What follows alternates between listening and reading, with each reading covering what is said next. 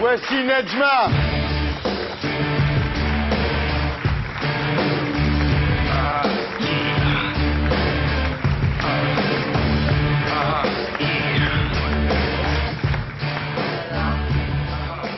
Nedjma, bonsoir. Bonsoir. Alors pourquoi portez-vous un chapeau? Avez-vous des lunettes? Et avez-vous demandé d'être flouté? Parce que dans ce livre, je défends des thèses qui risquent de gêner beaucoup de personnes. Et donc voilà, c'est une mesure de précaution parce que aujourd'hui, il y a tellement de choses qui se passent de l'autre côté de la Méditerranée et qu'on ne peut pas s'amuser à titiller les démons islamistes, puisqu'il faut bien les nommer.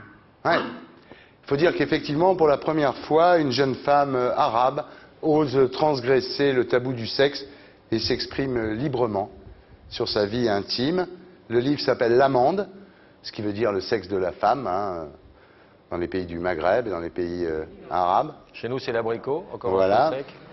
Et vous appelez Nedjma, ce qui veut dire l'étoile, et c'est publié chez Plomb. Voilà, alors c'est à la fois transgressif et dans la tradition quand même orientale malgré tout, non? Absolument, ce que les islamistes oublient plutôt, c'est que je ne fais que reprendre la démonstration là où l'ont laissé les grands classiques, les grands libertins et les grands libertaires arabes. Ouais. Alors c'est chaud, hein, c'est beaucoup plus chaud que les livres érotiques habituels. Je ne sais pas si c'est dû à l'emploi des mots, si c'est dû aux mœurs, mais en tous les cas, moi ça m'a beaucoup plus excité que la plupart des livres érotiques. Ah non, mais oui, bah, tu vas le voir. Beaucoup plus excité que la plupart des livres érotiques que j'ai lus, écrits par des Européennes. Hein. C'est assez Dès qu'on chaud. lève le voile, hein, c'est bon, non? Ouais, c'est marrant. Est-ce que c'est plus grave d'écrire un livre cochon ou de manger du cochon? Écrire un livre cochon, c'est quand même un risque qu'on prend vis-à-vis de soi-même, vis-à-vis de son entourage, vis-à-vis de beaucoup de choses. Belinda, c'est toi?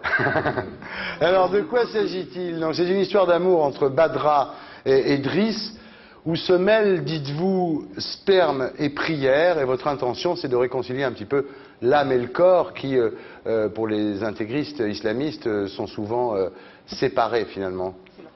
Ouais. C'est sur ça qu'il joue. C'est-à-dire que nous ne sommes qu'une âme et que les corps, ça compte pour du beurre. Ouais. Ce qui leur donne cette force incroyable, en fait, cette cruauté incroyable, de pouvoir assassiner, de pouvoir violer, de pouvoir fracasser des bébés contre les murs. Alors l'histoire, donc Badra est mariée à 17 ans à un homme de 40 ans qui s'appelle Ahmed, qui a déjà répudié 2 femmes. Et le jour où vous voyez, où l'héroïne voit entrer la mère de Ahmed dans la maison, elle comprend que c'est son tour de poser la tête sur le billot. Elle voit ça comme un très mauvais présage. Avant le mariage, il y a une vérification de la virginité. Et vous écrivez, je me suis juste demandé si elle s'était lavé les mains avant de me violer en toute impunité. Oui, c'est une manière de prendre ses distances avec tant de cruauté, sans verser dans le pathos. Ouais. Alors vous racontez la vie de la femme musulmane, d'abord éveil à la sensualité avant le mariage, dans le hammam précédant les noces. C'est très bien écrit, je voudrais que Jean-Luc Reichmann, qui a une voix extraordinaire, est-ce que tu peux prendre la page 64, Jean-Luc? Le gassoul coulait sur ma poitrine effilée, brun et parfumé. Le gassoul, c'est une gassoul. huile avec de l'argile dedans. Vers mon nombril avec un chuintement de bulles crevées. C'est quoi un chuintement? Ah, Les bouts de mes seins ont gonflé, mais Négafa n'a pas semblé le remarquer. Elle m'a demandé ensuite de me coucher sur le ventre, à dégager mes fesses. Mon pubis cognait contre le marbre sous la pression de ses mains indifférentes à mon trouble. J'ai senti une boule de feu cascader du bas de mon estomac jusqu'à l'entrecuisse, et j'ai paniqué. Mais Négafa avait la tête ailleurs. J'étais sa volaille à déplumer, sa marmite à couscous. voilà. Elle mastiquait et me briquait pour mériter son salaire. Un seau d'eau froide m'a brutalement sorti d'une rêverie au plaisir peu avouable. Voilà. Donc ça, c'est l'éveil à la sensualité juste avant le mariage au hammam. Et ensuite, il y a la vie conjugale de cette Badra, vie conjugale ratée. Si vous pouvez prendre la page 47, Jean-Luc. Et je suis tombé dessus. Ah, c'est énorme. Ça. Vas-y. Non, je n'ai pas aimé Ahmed, Mais j'ai cru qu'il allait au moins me servir à quelque chose, faire de moi une femme, m'affranchir et me couvrir d'or et de baisers. Il n'a réussi qu'à me dépouiller de mes rires. Il rentrait tous les soirs à 6 heures, ses registres d'état civil sous le bras, empesés. Il embrassait la main de sa mère, disait à peine bonjour à ses sœurs, me faisait un discret salut de la main et s'installait dans la cour pour dîner. Le servir, puis débarrasser, rejoindre la chambre conjugale, ouvrir les jambes. Ne pas bouger, ne pas soupirer, ne pas vomir. Ne rien ressentir, mourir. Fixer le kilim cloué au mur. M'essuyer l'entrejambe, dormir, haïr les hommes, leur machin, leur sperme qui sent mauvais. Alors voilà donc la découverte de la sexualité par cette fameuse Badra. Alors je ne sais pas si on doit dire vous ou elle, je ne sais pas dans quelle mesure c'est autobiographique. Autobiographique, mais c'est un vrai... Enfin, il y a beaucoup de femmes qui ont écrit ce livre avec moi. Ouais. C'est les cousines, c'est les tantes, c'est la grand-mère, c'est le harem qui parle en fait. Donc ce serait présomptueux de ma part de dire je, non, Ouais. et nous. Donc ensuite, Badra, vous, elle, partez à Tanger, et c'est très dangereux parce que quand elle fuit le village où elle est mariée avec ce Ahmed qui lui donne si peu de plaisir, elle risque, si elle est découverte, d'être noyée dans un puits, dites-vous. Ou lapidé, ou emmuré, enfin bon, ça dépend des tribus et des mœurs. Nejma, aujourd'hui encore. C'est ça, et c'est inqualifiable. Le pire, c'est que on trouve ça normal encore. Là-bas. Oui. Voilà, donc arrivé à Tanger, Badra rejoint la tante Selma et l'oncle Slimane. Alors l'oncle Slimane, page 78. Le deuxième grand scandale familial est arrivé. Lui, par oncle Slimane. Marié à 2 femmes, il était l'objet d'une double et ardente passion qui unissait ses 2 épouses au lieu de les dresser l'une contre l'autre. Pourtant, il n'était ni beau ni puissant et sa bijouterie lui permettait juste de vivre à l'aise sans être abusivement riche. Mais oncle Slimane abritait un membre impressionnant dans son saroual et les femmes en parlaient entre elles, l'œil allumé et le sourire en coin. Tante Selma ne se privait pas du plaisir de se vanter les qualités d'amant hors pair de son époux, décrivant leurs ébats dans le détail à Bornia, la simplette, qui les rapportait édulcorés au frustré d'Imchouk contre une livre de viande ou une mesure des farines. Il la caresse sur tout le corps, il lui lèche le sexe, il met la langue, il lui titille le bouton longuement avant d'y introduire sa massue. Voilà. Donc ça c'est l'oncle Slimane chez qui Badra va habiter à Tanger. Et là elle rencontre, dites-vous, celui qui allait devenir mon maître et mon bourreau, Driss, brillant cardiologue récemment rentré de Paris. C'est très bien écrit. L'homme qui allait fendre mon ciel et m'offrir mon propre corps en cadeau. Alors, après, il y a les premiers ébats avec Idriss, et là, mon cher Jean-Luc Reichmann, je dirais, page 107. Page 107. Driss m'a installé dans son salon, m'a offert des fraises et des bleuets. Il a ensuite fait couler un bain, m'a porté à bout de bras, puis assise toute vêtue dans la baignoire dont l'eau embaumait la fleur d'oranger. Chopin virevoltait entre les murs de la maison et j'entrevoyais à travers le col de sa chemise les poils noirs et drus de Driss. Dur à dire. Drus de Driss. Pas facile. C'est pas évident. C'est Reichmann en même temps. Hein. Bien senti. Il m'a déchaussé, m'a caressé les orteils et la plante des pieds, j'étais glacé. Sa bouche et son souffle m'ont brûlé le cou, ont couru le long de mes jambes.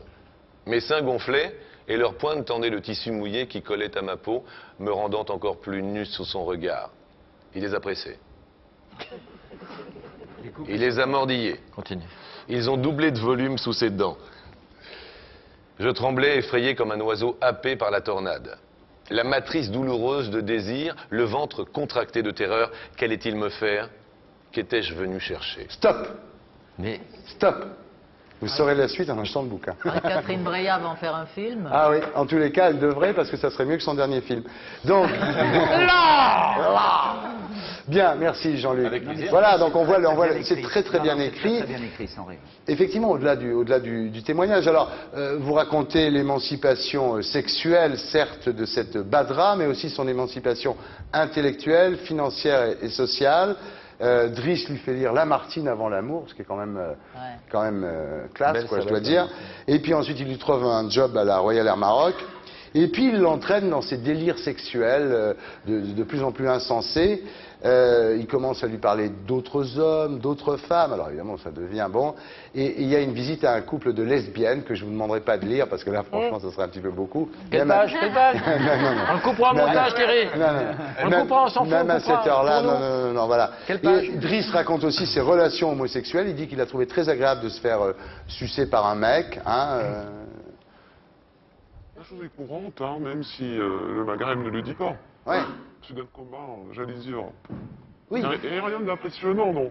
Il y a une chape de plomb finalement là-dessus, quoi. Les gens n'en parlent pas, ils en parlent entre eux quand même, oui, mais un petit peu en catimini. Ils en parlent entre eux, mais l'écrire, non. Parce qu'il y a une censure à ce niveau. Un bouquin pareil ne paraîtrait pas en arabe. Pour vous, votre livre, il est aussi dangereux que les versets sataniques? Oui, c'est la terreur de la fatwa, parce que n'importe quel taré peut décider que bon, ce bouquin est dangereux pour l'islam, alors Ouais. que, à mon avis, c'est tout à fait le contraire. Ouais. D'une certaine manière, c'est pour réhabiliter un autre islam Ouais. qui a été défiguré par les islamistes. Bravo. Voilà.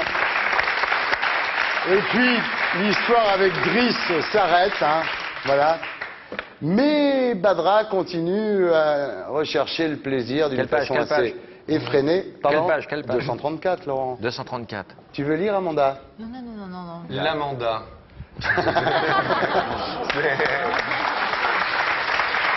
Si Amanda, si, là, juste là. Là. 234. hein. J'en ai connu des queues. Comment bien. Avec le ton, avec le ton, avec le ton. J'en ai connu des queues. Des grosses et des paresseuses, des petites et des vaillantes, des agressives et des lascives, des maladroites et des nonchalantes, des folles, des molles, des sages, des tendres et des cyniques, des étourdies et de fieffées menteuses, des brunes et des blondes, et même une jaune et deux noires, par pure gourmandise. Merci. Très bon passage. Voilà, alors évidemment, 9,5 à Amanda en récitation, elle est bonne. je ne raconterai pas la fin, je laisse à nos amis téléspectateurs le soin de le découvrir en achetant ce bouquin. Ce qui est transgressif, c'est évidemment de raconter ça quand on est arabe, musulmane, mais aussi de l'écrire en français, j'imagine, parce que c'était encore plus choquant pour eux, non, le fait de ne pas écrire dans la langue arabe.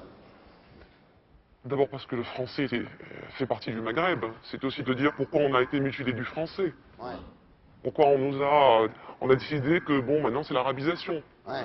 Ça, c'est une manière aussi de protester. L'écrire en français, bon, c'est aussi rendre hommage à cette langue qui nous habite, et même si en France on a tendance à l'oublier. Pourquoi vous avez fait ce bouquin? Parce que j'en avais marre qu'on nous insulte à longueur de journaux depuis le 11 septembre, qu'on raconte n'importe quoi sur n'importe qui, qu'on confonde des Ben Laden avec les philosophes, avec les mystiques. C'est tout, c'est pour protester contre oui. Et ces poubelles qu'on déverse comme ça, et à un moment on se dit bon, ça va. Vous savez que tout le monde en parle est très regardé en Algérie, en Tunisie, au Maroc, et j'en profite d'ailleurs pour saluer les téléspectateurs du Maghreb. Si vous avez quelque chose à leur dire là, d'ici, là, vous leur diriez quoi aux gens qui nous regardent là-bas? On les aura tous, comme en 14. Merci. Merci beaucoup. Le bouquin s'appelle L'Amande, signé Nejma. C'est publié chez Plomb.